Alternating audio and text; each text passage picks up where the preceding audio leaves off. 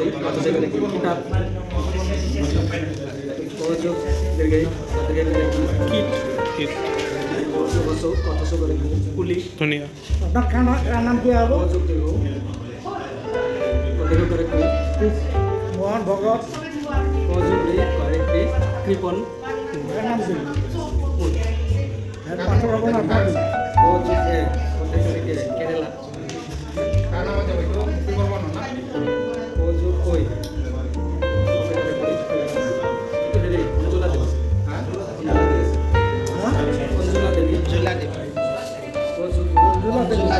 কুমুরা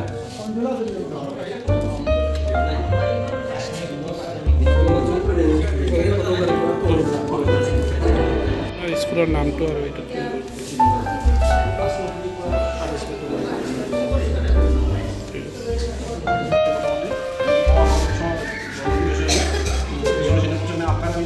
হয়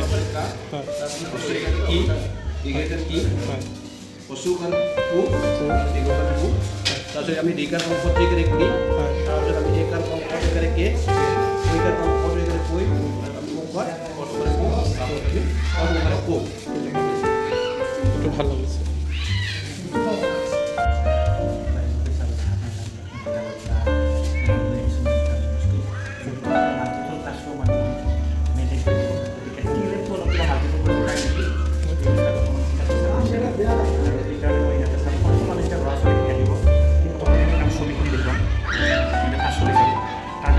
চানেকিত যাব চানেকিটোলৈ গ'লোঁ ওলাৰ যোৱাৰ পিছতে আমি ইয়াতে লৈ গ'লোঁ তাত মানে একো চিন নাই কলম আকাৰ সমান আকাৰ চিন নাই সমান আকাৰ কাগজ এনেকৈ তেওঁলোকে এটা টিএলএম আহি মাল্টিপল আমি মাল্টিপল টিএলএম বনাব পাৰোঁ নেকি এইটো বিষয়ত অকণমান চেষ্টা কৰিছিলোঁ ল'ৰা ছোৱালীয়ে ভাল পাওঁ এনেকৈ খেলিব কৰি টানি এনেকৈ খেলিব খেলি পেলাই ইয়াতে একৰ পৰা নলৈকে শিকিব চানেকিখিনি শিকিব এটা আমাৰ এটা হেৰি তিনিটা দিলোঁ তাৰ একৰ পৰা দিয়াৰ পিছত কেইটা হ'ল লাহে লাহে লাহে অলপ মানে হেৰি দিওঁ ইয়াতো মাতিবলৈ আমি শিকাব এনেকুৱা বেলেগ বেলেগ ধৰি বনাই আমি বেলেগ বেলেগ বস্তুবিলাক তেনেকুৱা ল'ৰা ছোৱালীক তাতে ধাৰণা দিব পাৰিছে মনত ৰাখিব বা তেওঁলোকে নিজে হাতে কামে লাগি পেলাই এইটো তেওঁলোকে কৰি চাব পাৰিব আপোনাৰ যিটো নেকি সংখ্যাৰ সংখ্যা গণনা শিকোৱা যিকোনো বস্তু ধান ব্যৱহাৰ কৰিছোঁ মই এনেকুৱা ধানেৰে ব্যৱহাৰ কৰি তেওঁলোকক মানে কি হোমৱৰ্ক হিচাপে গৃহকৰ্ম হিচাপে তেওঁলোকক দিব পাৰোঁ এনেকৈ চাৰ্ট বনা আনিবৰ কাৰণে আৰু লগতে নিজেও তেওঁলোকক ধাৰণা এটা দিব পাৰোঁ যে এক মানে কেইটা আৰু লগতে দুটা ভাষা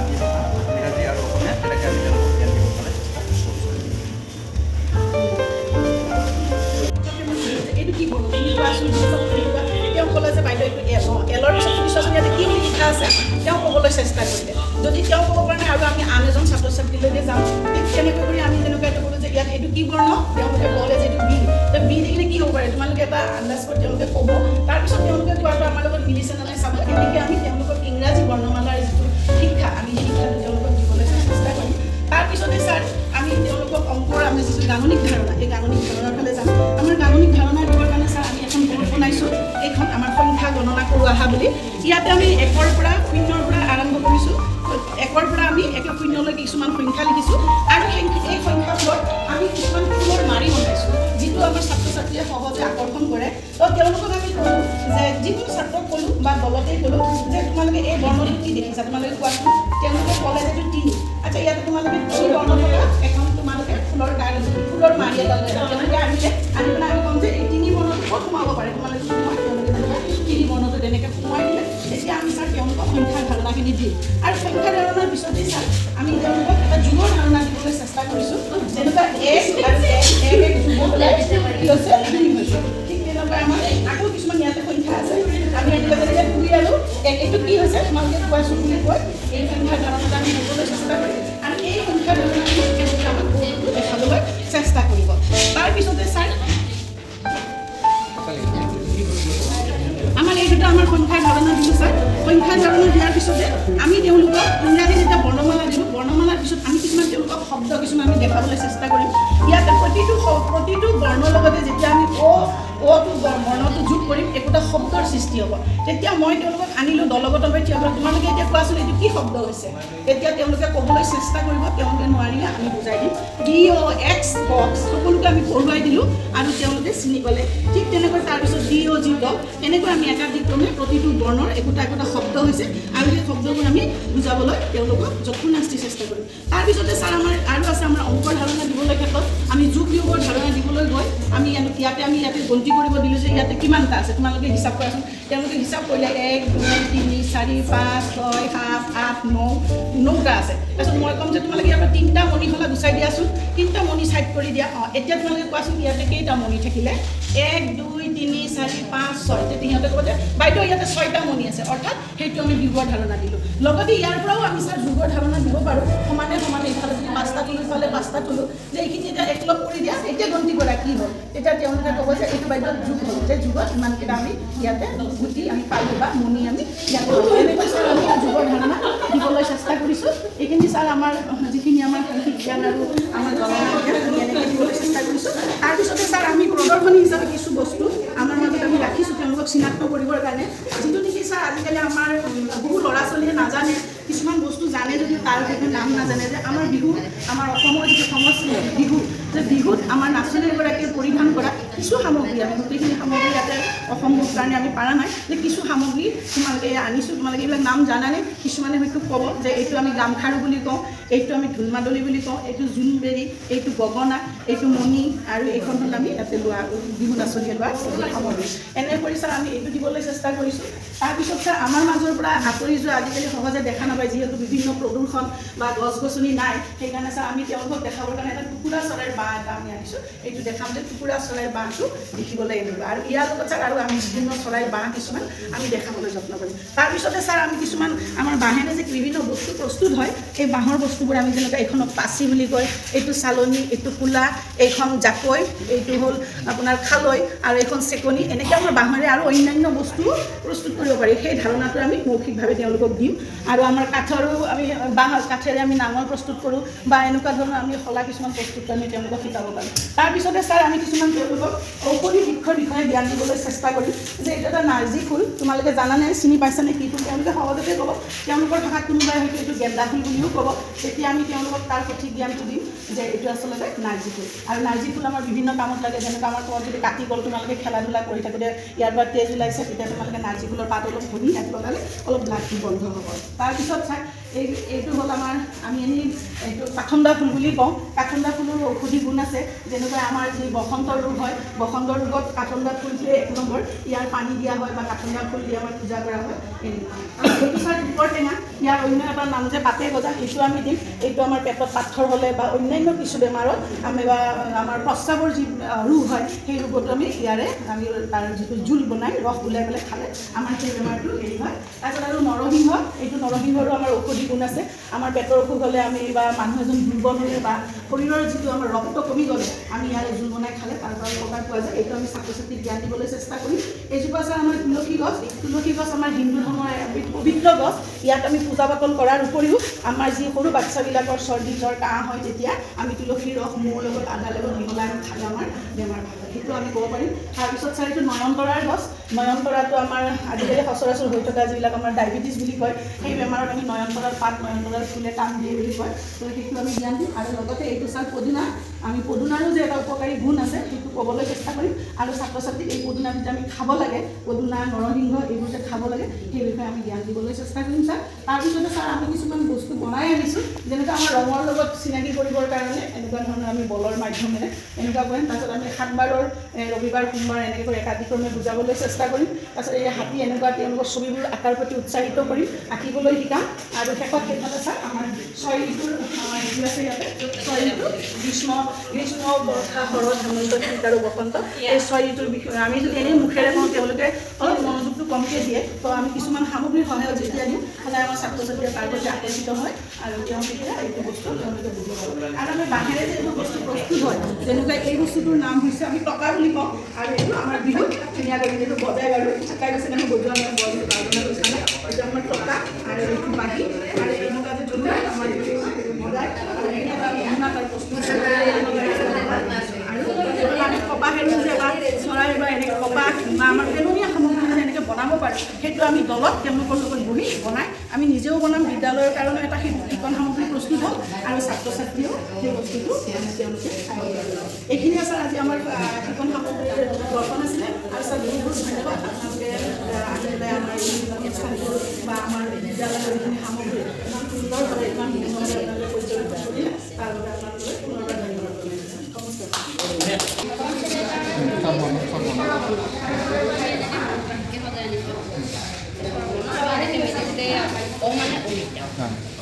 অকানি থাকিলে মানে চবেই পঢ়াত আমি বুজাই দিব পাৰোঁ ছাৰ। বছৰি মানে ইটা দুই মানে চবেই পঢ়াত তেওঁলোকক আমি বুজাই দিব পাৰোঁ ছাৰ। সেইকাৰণে আমি কিছু মানে দুই মানে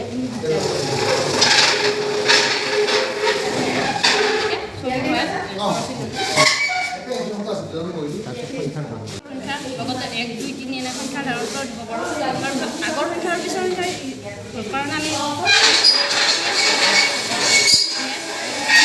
দুইফালৰ বাকচটো ব্যৱহাৰ কৰিছোঁ ছাৰ। এই 1ৰ আগত 0 বা 1ৰ পিছত কি হ'লে এই 2 এনেকৈ দেখাব পাৰোঁ। এতিয়া 2ৰ আগত কি হ'ব? 2ৰ আগত হ'লে আমি এনেকৈ কি ওলাই 1 আৰু 2ৰ পিছত কি হ'ব? 2ৰ পিছত এনেকৈ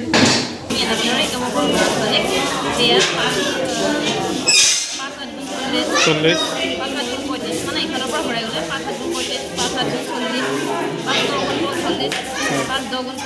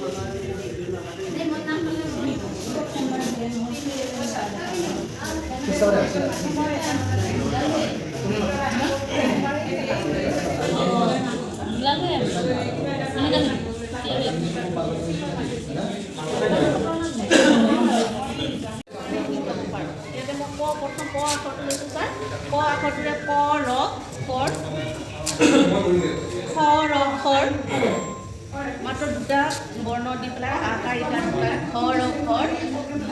ঘৰ এনেকুৱাকৈ আছে ছাৰ। এয়া বৰ বৰ মৰমৰ। তাৰপিছত এইফালে আকৌ আছে ক ল আখৰটো দিছোঁ পিছফালে বা জল জল তল তল থল থল দল দল বল বল আৰু ফল ফল। ঠিক তেনেকৈ মই ইংৰাজী বৰ্ণ সোনকালে শিকিব পাৰোঁ তাৰ কাৰণে মই দিছোঁ। আমাৰ পিছৰ আখৰকেইটা একেই আছে। প্ৰথম আখৰকেইটা আমি সলাই দি পেলাই যেতিয়া নেকি আমি ইয়াত এটা শব্দ গঠন কৰিম, ইয়াৰ উচ্চাৰণবিলাক যে প্ৰায় একে থাকে ছাৰ, ছাত্ৰ ছাত্ৰীয়ে যাতে সোনকালে বুজিব পাৰে তাৰ কাৰণে মই বনাইছিলোঁ এইখন। চি দিলোঁ ইয়াতে CAT কেট, ইয়াতে মই দিলোঁ ছাৰ এইটো H দি দিলোঁ HAT হেড। পিছৰ উচ্চাৰণখিনি ছাৰ একেই থাকিব, ছাত্ৰ ছাত্ৰীয়ে সোনকালে বুজিব। RAD ৰেড, এনেকৈ মই তিনিটা বনাইছোঁ ছাৰ ইয়াতে। তাৰপিছতে ছাৰ আমাৰ ছাত্ৰ ছাত্ৰীৰ আন্তৰিকতাৰ ক্ষেত্ৰত যিহেতুকে আমি সৰু সৰু ল'ৰা ছোৱালী শিকাওঁ আৰু সেই ল'ৰা ছোৱালীখিনি প্ৰথমে আমি সংখ্যা দিব নোৱাৰোঁ, গতিকে প্ৰথমতে সিহঁতক আমি বস্তু এটা কাৰণে আমি 1 প্ৰথমতে আমি অসমীয়াৰ 1 2 3 4 গোটেই 10লৈকে দিছোঁ ছাৰ। 10লৈকে যিহেতুকে আমি প্ৰথমতে শিকাম। এই 1ৰ পৰা 10লৈকে এইখিনি অসমীয়াত শিকি লোৱাৰ পিছত আমি আকৌ ইংৰাজী 1 2 3 4 এইখিনি আমি সিহঁতক শিকাব পাৰিম। এই বস্তুখিনি ক্লিয়াৰ হোৱাৰ পিছত আমি আকৌ তেওঁলোকক আখৰেৰে লিখিবৰ কাৰণে শিকাব পাৰিম যে 1 এনেদৰে লিখে বা সেইটো ইংৰাজী হ'লে ONE1 এনেকুৱা ধৰণে এইখন। তাৰপিছতে ইয়াতে মই দিছোঁ আমাৰ ধৰক এতিয়া কিছুমানে ইংৰাজী সংখ্যাবিলাক জানে বা অসমীয়া সংখ্যাবিলাক জানে, ইংৰাজী আৰু অসমীয়া দুইটাই চিনাকি হ'ব লাগিব। সেইকাৰণে মই ইয়াতে সংখ্যা হয় এইটো লিখা আছে 12, অসমীয়া লিখা আছে 12। তেওঁলোকে মিলাব পাৰিব বা দুইটা ভাষাৰে সংখ্যাখিনি শিকিব পাৰিব। আচ্ছা হ'ব হ'ব।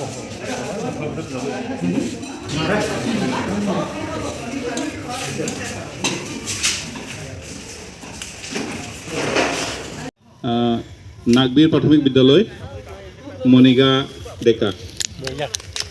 তেখেতক আহি তেখেতৰ পুৰস্কাৰটি ল'বলৈ অনুৰোধ জনালোঁ।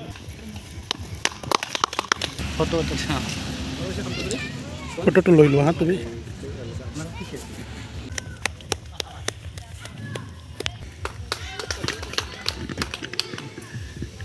কংগ্ৰেচুলেশ্যন। Thank you. তো আজি মই ইয়াতে আহি উপস্থিত হৈ এইখিনি সময়লৈকে এটাই অনুভৱ কৰিছোঁ, আমাৰ চাৰিওটা ক্লাষ্টাৰৰ চাৰিওগৰাকী CRCC মহোদয়ে খুব আন্তৰিকতা আৰু খুব নিয়াৰিকৈ তেওঁলোকৰ এই অনুষ্ঠানটো আয়োজন কৰিলে আৰু সমাপনলৈকে। আৰু সুন্দৰ, চবতকৈ ডাঙৰ কথা হ'ল তেওঁলোকৰ খানা আজি খাই মোৰ ইমান টেষ্টি লাগিছে। মই নাজানো বেলেগৰে, কিন্তু চবেই কৈ আছে টেষ্টি বুলি। ইমান সুন্দৰ আপ্যায়ন আৰু ইমান সুন্দৰ আচাৰ ব্যৱহাৰ আৰু আমাক যি তেখেতসকলে মৰম দিছে আৰু লগতে আমাক যি এটা আহ্বান জনাইছে যে পৰৱৰ্তী সময়লৈকে আমি আৰু উন্নতমানৰ কিছু আমাৰ যিহেতু আমাৰ বিদ্যালয়সমূহত লাগিবই আৰু আগন্তুক যিহেতু আমাৰ সকলো বিদ্যালয়ৰ গুণোৎসৱো আহি আছে, TLMসমূহ আমাৰ উন্নতমানৰ আৰু যাতে আমি বিভিন্ন ধৰণৰ বনাব পাৰোঁ সেয়াও আমাক মানে আহ্বান জনাইছে। তাৰ বাবেও তেখেতসকলক ধন্যবাদ জনাইছোঁ। আৰু এই আজি যিটো সুন্দৰ অনুষ্ঠান আয়োজন কৰিলে তাৰ বাবে তেখেতসকলক পুনৰবাৰ মই ধন্যবাদ জ্ঞাপন কৰিছোঁ। ধুনীয়াকৈ অনুষ্ঠানটো আৰম্ভ হৈছে আৰু সমাপ্তও খুব ধুনীয়াকৈ হৈছে। আৰু সকলো শিক্ষাগুৰুৰ যিটো আমাৰ মিল, আমি যে প্ৰাথমিক বিদ্যালয়ৰ শিক্ষক, আমাৰ এটা গৌৰৱ আছে আচলতে। মই কিন্তু প্ৰাথমিক বিদ্যালয়ৰ শিক্ষক বুলি মই বহুত গৌৰৱ কৰোঁ, কাৰণ আমি যি কৰিছোঁ মই ভাবোঁ হাইস্কুলৰ শিক্ষক এজনে এইখিনি কৰিব নোৱাৰে। আমি ৰান্ধনীশালৰ পৰা TLM প্ৰস্তুত কৰাৰ পৰা ছাত্ৰ ছাত্ৰীক আমি ঘৰে ঘৰে গৈ আমি বিদ্যালয়ত মাতি আনিছোঁ। এতিয়া যিটো আমাৰ আপাৰ আধাৰ ID আছে তাৰ কাৰণে আমি নিচিনা ছাত্ৰজনৰ ঘৰটো, ৰাস্তাটো, গাঁওখনো আমি বিচাৰি উলিয়াইছোঁ। আমাৰতো সহশিক্ষক আমাৰ দিগন্ত দাসদেৱ, তেখেত যথেষ্ট দূৰৰ তামোলপুৰৰ। তেওঁ ষ্টুডেণ্ট বাইকৰ তেওঁ একোৱেই চিনি নাপায় মাজত। ষ্টুডেণ্ট বাইকত উঠাই লৈ আমাৰ মানে লাইনে ঘূৰি মানে বাচ্ছা উঠাই লৈ আহিছে। তো এইখিনি আমাক মানে এই আমাৰ সমগ্ৰ শিক্ষাই সহায় কৰিছে। তাৰ বাবে আমি এই অনুষ্ঠানটোকো আমি ধন্যবাদ জ্ঞাপন কৰিছোঁ। আৰু অনুষ্ঠানটো থকাৰ কাৰণে আমি আজি হয়তো এইদৰে একলগ হ'ব পাৰিছোঁ। অসম চৰকাৰক ধন্যবাদ, লগতে সমগ্ৰ শিক্ষা জিন্দাবাদ।